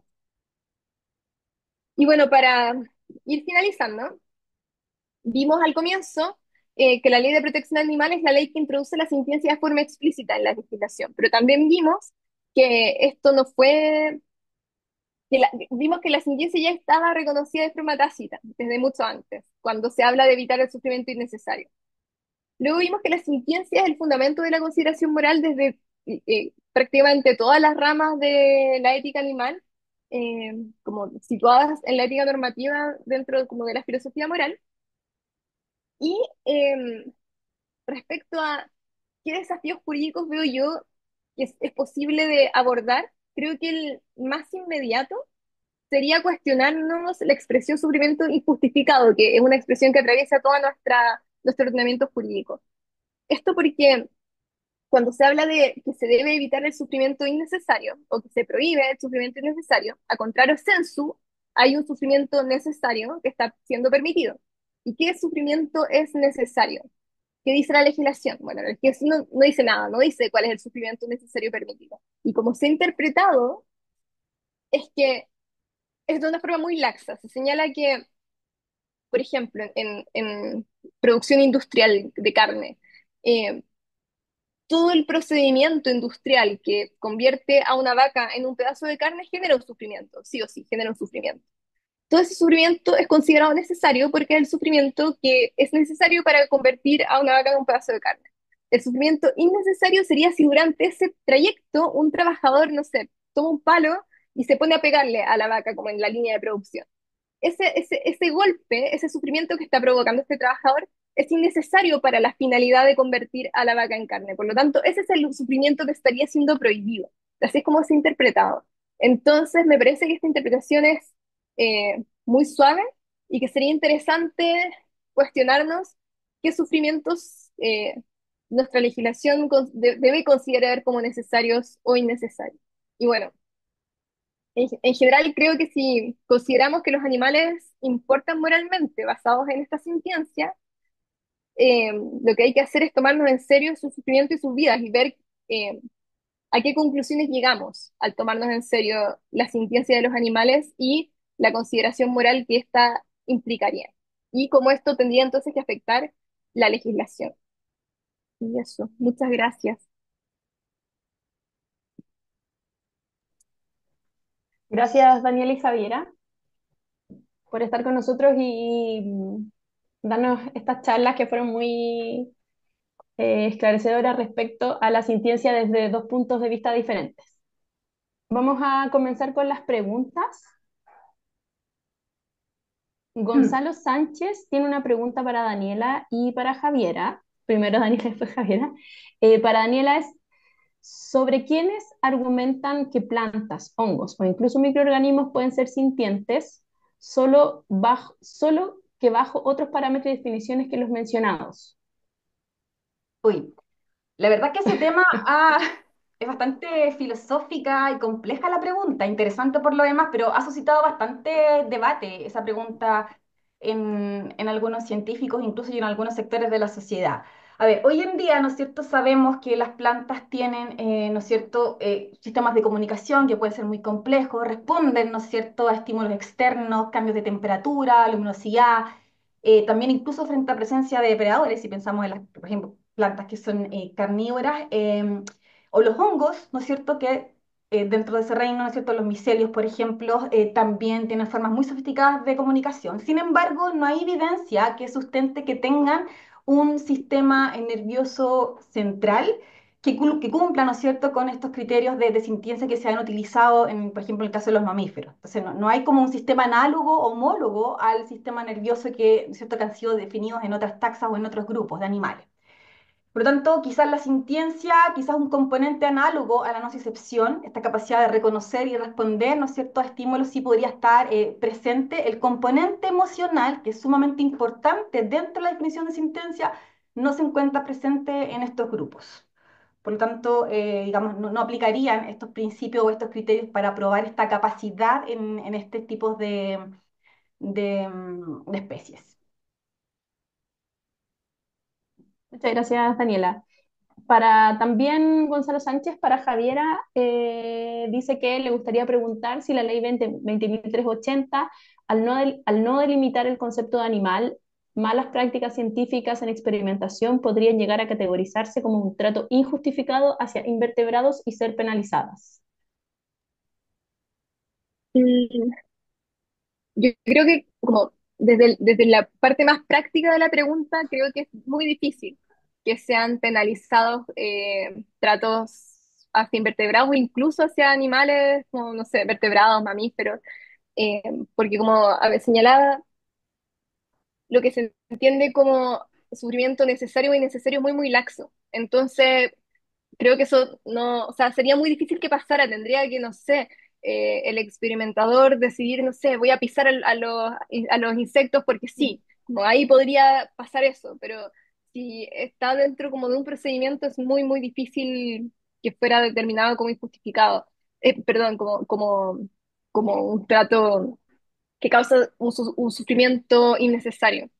Eh, y sí, efectivamente la ley 20.380 no distingue, a diferencia de otras leyes, como hablaba la doctora Luna, que sí hace distinciones entre vertebrados, no vertebrados, la ley chilena habla de animal y no hace esta distinción, lo cual yo creo que es positivo en cuanto a que, como señalaba también la doctora Luna, se está investigando acerca de la sintiencia de los insectos y si estos son sintientes, aunque nos pueda parecer difícil como integrar qué pueden sentir porque son tan distintos a nosotros, es que se llega a la conclusión científica de que lo son, también me parece a mí, al menos en mi opinión, es que tendrían que ser incluidos. Entonces la ley chilena tiene como ese pro, desde mi perspectiva.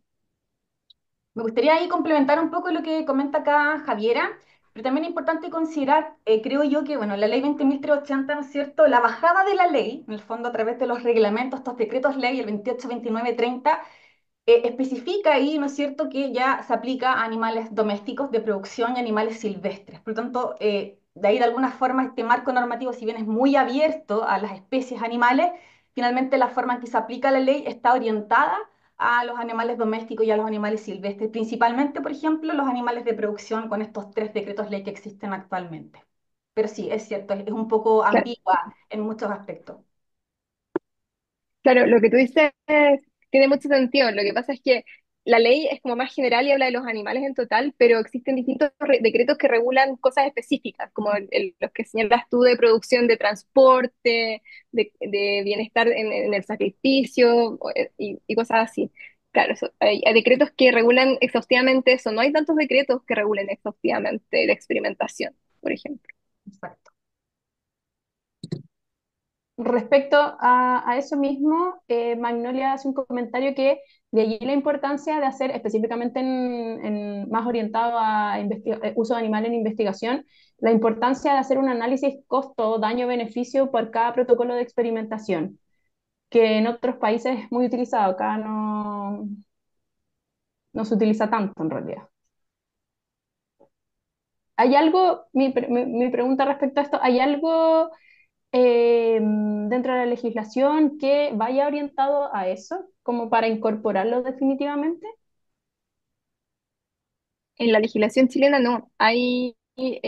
La experimentación está regulada literalmente en 5 artículos de la ley 20.080, y se establece que este comité de bioética tiene que establecer directrices, pero hasta ahora este comité de hecho es como una figura jurídica bien sui generis, porque no está tan claro de qué organismo depende, no tienen financiamiento, entonces no han hasta ahora desarrollado directrices. Yo tengo entendido que han estado trabajando en los últimos años mucho en el desarrollo de esto y como en consolidarse como un órgano, como parte de la administración del Estado, pero claro, quien tendría que dar directrices específicas sería este comité, que hasta ahora no las ha dictado.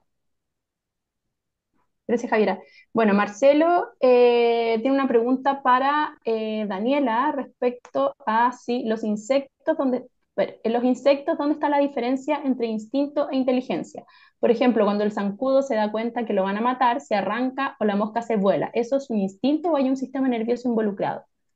Eso es la nocicepción, es justamente esta respuesta refleja que tienen todos los animales frente a daños potenciales que pueden aparecer en el ambiente. Es una respuesta que es inconsciente y que está presente en todos los animales, pero no necesariamente va a involucrar, ¿no es cierto?, el componente emocional. Va a depender, ¿no es cierto? Bueno, vimos hoy día que la evidencia científica apunta que hay ciertos grupos, hay ciertos órdenes de insectos que tienen esta capacidad, este aparente componente emocional del dolor, pero eso ya corresponde ya más bien a la nocicepción. Más que instinto, el término correcto sería una respuesta nociceptiva.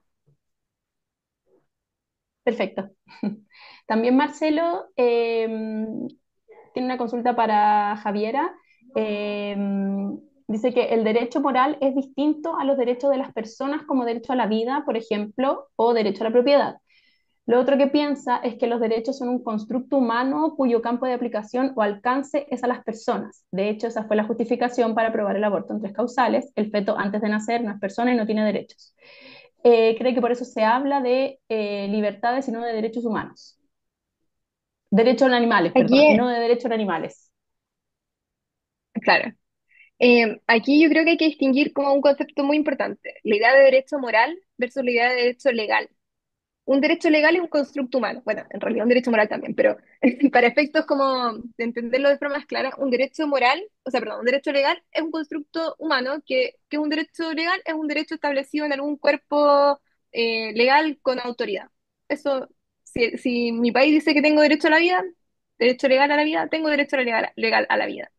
La teoría de los derechos morales dice que incluso aunque mi país no me dé derecho a la vida, yo, como filosóficamente hablando, tengo derecho a la vida, aunque mi país no me lo reconozca. Entonces, cuando se habla de derechos morales de los animales, están hablando no de derechos legales, sino que están pensando en estos derechos como más filosóficos. ¿Qué derechos? No es lo que la ley dice, sino que es lo que creemos que es. Y también a partir de lo que es, qué es lo que la ley debería decir. Entonces, en este sentido, si es que lo que estamos tratando de determinar es por qué los seres humanos tienen derechos morales, es decir, por qué yo tengo derecho a la vida aunque mi país me diga que no tengo derecho a la vida, porque yo igual tengo, y entonces, bueno, ahí Tom Reagan dice que yo tengo porque tengo de valor inherente y que soy un sujeto de una vida. Y luego aplica este razonamiento a los animales no humanos. Dice, bueno, ¿los animales no humanos pueden tener este tipo de derechos morales? Y Tom Reagan concluye que sí. Y esto, claro, obviamente la idea de derecho moral es una idea, o sea, como todas las ideas, es construida por los seres humanos, pero eso no significa que solo puedan aplicar a aquellos que las pueden entender. Los derechos de los niños aplican a un niño de 2 meses y los niños no entienden que es un derecho. Le aplican a personas con discapacidades intelectuales severas que no entienden que es un derecho, no saben que ellos tienen derecho a la vida, pero de todas formas importa determinar que ellos tengan derechos morales y legales a estas cosas. Esta es un poco la idea de la distinción entre derechos morales y derechos legales. Gracias, Javiera. Hay otra pregunta para... Gracias, Javiera, perdón. Otra pregunta para Daniela, la hace Carolina. ¿Cómo se puede manejar la subjetividad al momento de evaluar dolor en un animal en estudio de experimentación? Siendo una forma las escalas de dolor que de igual manera son subjetivas a la experiencia del evaluador. Bueno, a ver, hay dos grandes parámetros que te sirven hoy en día para poder evaluar dolor, ¿no es cierto? Tenemos indicadores fisiológicos de dolor, por ejemplo, cambios de la frecuencia cardíaca, cambios de la frecuencia respiratoria, ¿no es cierto? Por mencionar algunos, pero también tenemos indicadores conductuales, ¿ya? Y dentro de los indicadores conductuales tenemos, como tú bien mencionas ahí, ¿no es cierto? Por ejemplo, tenemos escalas de expresiones faciales para diferentes especies que nos indican la intensidad del dolor que está experimentando. Por ejemplo, hay cambios posturales, etcétera. Y cuando uno, por ejemplo, hace experimentación, tiene que, ¿no es cierto?, dentro de una institución de educación superior, tiene que pasar justamente por un comité de bioética, ¿no es cierto? Y cuando uno pasa por los comités de bioética, uno transparenta y entrega estas pautas de valorización y evaluación de bienestar animal, donde uno define cuáles son los indicadores y los parámetros que vas a evaluar y los rangos de medida, ¿ya? Esa es la forma más objetiva de poder cuantificar el grado, ¿no es cierto?, de intensidad de dolor que puede estar experimentando un animal y en base a eso uno toma, ¿no es cierto?, decisiones de si ocupa, por ejemplo, un manejo paliativo o simplemente saca al animal, ¿no es cierto?, del experimento, ¿ya? Pero hay medidas que son objetivas y por supuesto también es importante considerar que esta objetividad está dada también porque los investigadores y el personal que trabaja con animales tiene que ser, ¿no es cierto?, un personal que esté capacitado justamente en el manejo con animales. Y eso es algo que uno declara justamente en estos formularios que pasan luego por la revisión y finalmente, ¿no es cierto?, la autorización de los comités de bioética en las diferentes universidades. Ahí, Claudia, quizás tú Gracias. puedes complementar si es que se me Sí, queda algo fuera. no, bueno, lo mismo que nosotros como comité y en general en todos los comités se solicita que hayan pautas de evaluación, de supervisión del bienestar animal. Como dices tú, hay diferentes componentes conductuales, fisiológicos que deben ser adaptados a el tipo de experimento que se va a desarrollar, al tipo de procedimientos y a las especies también. Y bueno, y lo de la capacitación es esencial, no solo los mismos investigadores, sino el personal que está al cuidado de los animales para poder informar de forma oportuna. Bueno, otra pregunta. Suseli felicita a las ambas expositoras y pregunta que en relación al gran uso de animales como grillos, larvas, insectos y otros en relación al uso como fuente de proteína para alimentación humana, por ejemplo, ¿cuál sería la recomendación para no recurrir en incumplimiento de las leyes de protección animal? Actualmente no existen leyes de protección animal orientadas a salvaguardar el bienestar de estos grupos de animales, ¿ya? Pero lo que se ha mencionado de forma sistemática en el último tiempo es tratar de utilizar estas pautas de alguna forma que nos orientan a ciertos dominios del bienestar. Por ejemplo, existen pautas de nutrición que están establecidas para diferentes especies que se utilizan principalmente para consumo humano o para elaborar alimentos, ¿no es cierto?, que van destinados a otros animales, ¿ya? No existen pautas ni protocolos de evaluación de bienestar animal, es algo que está todavía en desarrollo, de hecho es un tema que recién está entrando en el debate ético, de hecho hace muy poco, en el 2024, justamente aconteció esta conferencia Insecta, donde se habló por primera vez justamente de esta capacidad de sintiencia y de experimentar dolor que tienen este grupo de animales. Así que quizás para no incurrir en incumplimiento, yo ahí lo que te sugiero es justamente revisar estos manuales que están disponibles. Si quieres, ahí yo te dejo mi correo, me escribes y te los puedo hacer llegar para que tengas de alguna forma una mirada general de cómo puedes salvaguardar principalmente los aspectos más asociados a la nutrición, que es donde existe cierta información hasta el momento. Gracias. Bueno, Andrés consulta si actualmente en Chile los comités de bioética de las universidades evalúan los proyectos de investigación que utilicen invertebrados.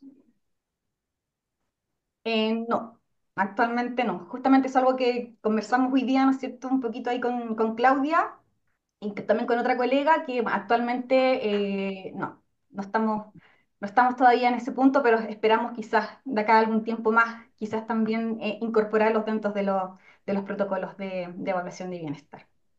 Claro, si bien nosotros no recibimos muchos protocolos en que utilicen invertebrados, en algunas oportunidades es necesario también dar ciertas sugerencias y certificarlos de acuerdo a las solicitudes que también reciben los investigadores. Pero también, como dice Daniela, es importante que con toda la evidencia científica que se tiene, y a pesar de que no están regulados en la ley aún, es importante que se comiencen a incorporar en las revisiones rutinarias de los protocolos.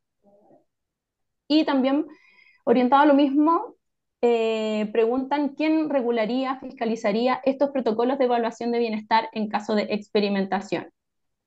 Bueno, justamente Claudia. Exactamente. Exactamente, es importante. Hay comités locales, ¿no es cierto?, de bioética que revisan, ¿no es cierto?, personas que trabajan en las ciencias, tienen conocimiento en estas áreas, ¿no es cierto?, y revisan estos protocolos. Claudia justamente es parte importante también de la revisión de estos protocolos y además es importante mencionar que no basta solamente con enviar un protocolo y recibir la carta de aceptación, ¿no es cierto?, Mm. de autorización, sino que además se hace un seguimiento bioético a estos protocolos.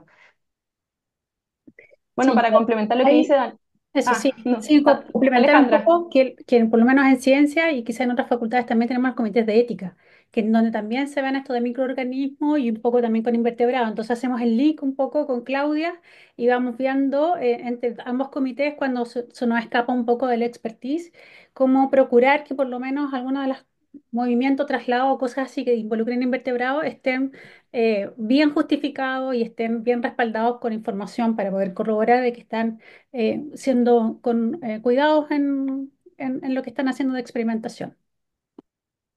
Para complementar lo que dice Daniela y Alejandra, bueno, nosotros en la universidad hay varios pasos para poder otorgar una certificación bioética. Son los comités locales que son de facultad y luego el comité central. Entonces, los requerimientos y los cuidados que tienen que tener los investigadores y investigadoras deben ser muy acuciosos y resguardar, el principal objetivo es resguardar el bienestar de los animales que van a ser utilizados. Eso es el foco de nuestra labor finalmente. Hay más preguntas, espérenme un poco. Sí.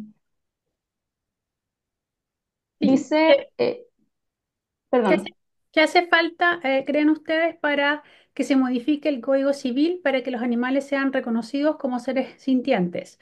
Hubo proyectos de ley que buscaron eso, pero fallaron. En la industria de la alimentación, la que interviene, Em, Uy, interesante esa pregunta. Han habido varios proyectos de ley, yo creo que conozco al menos cuatro en Chile que buscan esto. En otros países, en Austria, en Francia, esto es así. Yo creo que, yo creo que me atrevería a decir que hay como dos factores, pero esto sería como más mi intuición que como algo que podría decir con certeza. Pero yo creo que por un lado Chile tiene cierta rigidez en las tradiciones jurídicas. Entonces, desde el derecho romano existen dos categorías, personas y cosas. Y eso es todo lo que hay. Y entonces o sea, todo lo que existe en el mundo son personas, cosas y punto. Entonces, salir de de una clasificación que tiene tantos años de tradición, eh, yo creo que no es del gusto de muchos juristas que deben considerar como qué es esto, como hippie, poco serio, a pesar de que hayan países que ya han adoptado esta clasificación intermedia y a pesar de que alguien mencionaba el aborto, que mediante, o sea, no mediante la ley, pero mediante discusiones doctrinales se ha establecido también una categoría intermedia para el feto, se habla del nasciturus, porque se generan algunas como cosas hereditarias, bueno, eso sería como más allá, pero de todas formas existe cierta protección a los fetos, como una categoría intermedia que no es persona, porque la persona principal al nacer, pero tampoco sería una cosa. Entonces, ¿qué sería? Y la doctrina desarrolló esta idea del nacitur. Entonces, tampoco es tan innovador que existan categorías intermedias, pero yo creo que existe cierta rigidez en ese sentido, por un lado, como por el lado más jurídico, y por el lado, yo creo que también hay una arista política, que no creo que sea la prioridad de muchos. Yo creo que mucha gente está de acuerdo, dice como sí, animales, seres sintientes, pero no creo que sea como la prioridad de nadie dentro de mover estos proyectos de ley. Em, y que, claro, y más aún después de, me atrevería a decir, a los procesos constitucionales que buscaban también incluir esta protección y de hecho más, incluso más que establecerlos como seres sintientes, en el primer proceso se hablaba de sujetos de especial protección. Entonces, siento como que el clima político no está mucho para mover ese tipo de proyectos y antes tampoco había mucha prioridad. Eso diría yo que es mi intuición en relación a por qué no avanzan ese tipo de proyectos. Otra pregunta para Javiera también. Carolina pregunta que si legalmente es de interés que los animales no sigan siendo considerados un bien mueble o el enfoque es implementar leyes que sigan considerando el maltrato o el sufrimiento como prohibiciones, penalizaciones. Depende de lo que queramos o lo que pensemos que es la mejor estrategia, o incluso depende de nuestras convicciones éticas. Em, en los países en los cuales los animales no son considerados bienes muebles y que o se establece una negación diciendo los animales no son bienes muebles y van a ser protegidos por leyes especiales y no establece que son, solo establecen que no son. Y los otros que establecen los animales no son bienes muebles, son seres sintientes y serán protegidos por leyes especiales.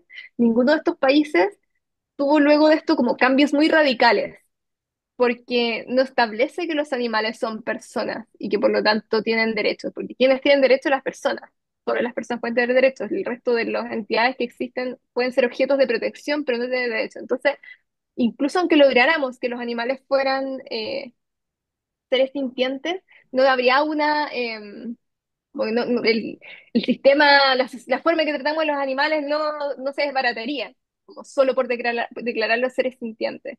De todas formas, yo creo que sería un avance positivo, porque incluso culturalmente estaría la idea de que los animales no son cosas y también existiría una especie de función pedagógica o del derecho al hacer esta declaración. Eh, pero quizás, como en la práctica, también podría ser equivalente a aumentar los niveles de protección, como objetos protegidos, un objeto protegido podría ser una obra de arte, por ejemplo, que no sé, la Mona Lisa es un objeto protegido. Por mucho que sea mío, no puedo llegar y, no sé, dibujar encima. Entonces, yo creo que la aplicación práctica es similar, pero yo al menos tengo la convicción de que la declaración, aunque no cambie todas nuestras relaciones respecto de los animales, sí tiene una función pedagógica importante y que podría ser un primer paso para que se dé cuenta del reconocimiento y la importancia que tiene en nuestra sociedad nuestro vínculo con los demás animales y a partir como de esa forma de entenderlos, continuar legislando. Yo creo que eso es mejor que solo aumentar las protecciones. Pero en términos como concretos, prácticos, de qué es lo que pasaría en un caso y en el otro, yo creo que no sería tan distinto. Muchas gracias, Javiera. Bueno, le damos las gracias a ambas por las presentaciones, por sus respuestas y por la buena disposición que tuvieron a participar en esta instancia. Bueno, ya a todos hubo un par de preguntas respecto a si se pueden ver los coloquios, si van a tener acceso. Nosotros le vamos a enviar a los inscritos el enlace del canal de YouTube de la Vicerrectoría de Investigación y Desarrollo, donde están todos los coloquios anteriores y va a estar este también, así que pueden tener acceso ilimitado a verlos. Bueno, los dejamos invitados para los coloquios del próximo año y nuevamente agradecerles por su buena disposición y las excelentes charlas. Y también No, por quienes se conectaron. Muchas gracias gracias por a la todos ustedes. invitación y por la asistencia. Estuvo súper buena. Sí. Chao. Bueno, un abrazo a Felicitaciones. todos. Que estén Un bien. abrazo, que estén muy Chao. bien. Gracias a todos. Temas Chao. importantísimos. Chao. Chao.